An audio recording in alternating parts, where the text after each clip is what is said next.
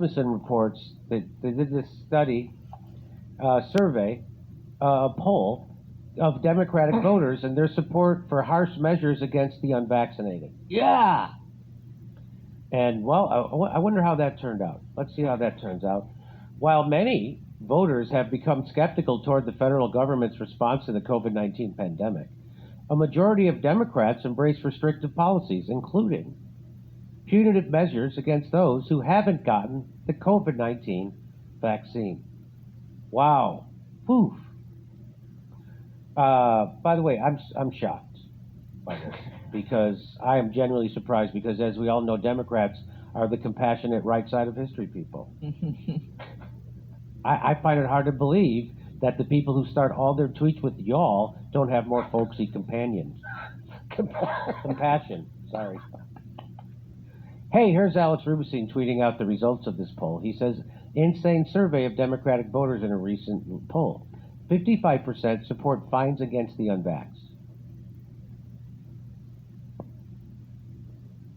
5% support fines against the unvaxxed. 59% support house arrest. 48% support prison for questioning vax efficacy on social media. If you can't do the time, don't do your own research. Isn't that how that saying goes? 45% support internment camps. Jeez, this is awful. 47% support surveillance, and 29% support the state taking their kids. If you're part of that 29% who support the state taking their kids, I think you should have your kids taken away. How about that? That's like our little test. We tricked you. You wanted to take someone else's kids away? You're going to take yours. That's our little trick. We got you. We outed you. How much you want to bet that the 45% who support internment camps, that includes Mr. Sulu from Star Trek? Yes. Oh. So what do you do with the children that you take away from their parents? What do we do with those children? Do we put them in compassion camps?